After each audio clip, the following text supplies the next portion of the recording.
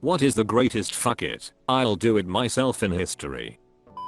Brian Acton interviewed at Facebook and got turned down. He said fuck it and built WhatsApp. Several years later, Facebook bought WhatsApp for $19 billion. Here is his tweet from 2009, the day he interviewed. I'm getting this framed for my desk at work.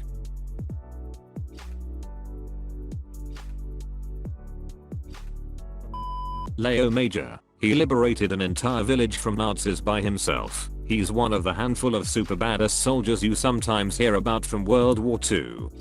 You can read all about his exploits against the enemy here. It's a fantastic read, and every line you think, no, he didn't actually do that. I spent a lot of time editing that wiki page. Hope you like it. It's gotta be Amo Koivunen. He was a Finnish soldier in the Second World War when the Finns were trying to reclaim land from the Soviets. He got separated from his unit mid-war in the middle of nowhere. He was the one tasked to carry the drugs they held in case of injury or tiredness, one of which was Pervitin, which was literal meth in a tablet form. Instead of just taking one or two, he downed the whole bottle and went on a weeks-long methed up rampage. He got hit by a landmine, evaded Soviet soldiers, caught a bird, and ate it raw, all while on skis. He finally made it back to finish lines where on arrival. He weighed only 90 pounds or so, and had a heart rate of 200 beats per minute. He ended up living for another 45 years. Here's an article, if you want to read more, and see a pic of his unyielding stare. I ducking love it whenever this story gets mentioned. It's so crazy as to be unbelievable, but it's true. A movie needs to be made about this guy. Jonas Salk needed human subjects to test his polio vaccine. That's normally a long process, and he wanted to make the vaccine available as quick as possible, so he just experimented on himself. He also didn't patent the polio vaccine, I believe, and he tried to help fight the AIDS epidemic even before he died. Otis invented pretty much what we consider the modern elevator. Nobody was convinced it was safe, so he hoisted himself up extremely high and had somebody cut the cable with an axe to prove how confident he was that the elevator was safe, regardless of almost worst case scenarios. Otis UK are based in Reading. When they answer the phone they say hello, Otis Reading. I'm surprised no one's mentioned Catherine the Great of Russia. She decided her husband was useless, which, granted, he was, and proceeded to set up a military coup to overthrow him.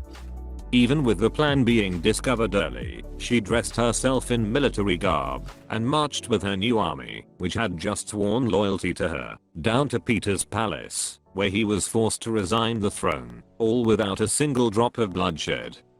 At least until Peter turned up dead sometime later under shady circumstances, but honestly for a military coup it was pretty non-violent. If saying duck it, I'm ruling Russia myself isn't great, I don't know what is. I mean, it's right there next to her name for a reason. It's incredible, especially considering A. She's a lady. B. She wasn't Russian. C. She wasn't originally Russian Orthodox. Not a very old story. Manchi, or the mountain man, lived in a very remote village of India, whose route to nearby was blocked a mountain, and hence villagers had to climb it every time. And they had to do that daily to get essential supplies. During one of these trips, his wife fell down the mountain. He loved her a lot. He tried first to persuade the government to do a mountain tunnel project there, but to vain. So he went on alone to break the entire mountain with just an axe. He did that for more than 10 years and finally succeeded. There is a Bollywood movie on him too, titled Manchi, the Mountain Man. I feel like he went through a lot of axes. Laugh out loud. That's pretty impressive though. Wife dies. Plays in real life Minecraft. Saves village. The guy who started FedEx wrote a college paper about a nationwide overnight shipping company and got a C, started the company anyways. Later, after he started it, and it was struggling, he couldn't get a loan and the company was almost bankrupt, and he bet next week's payroll at the casino on roulette and won. Also got a silver star in the Vietnam War and now co-owns the Washington Redskins. The latter often viewed as the biggest failure in his life. It was blackjack, not roulette. I'll make my own shipping company, with blackjack and hookers. Desmond Doss single-handedly saved from 50 to 100 men up on Hacksaw Ridge in Okinawa.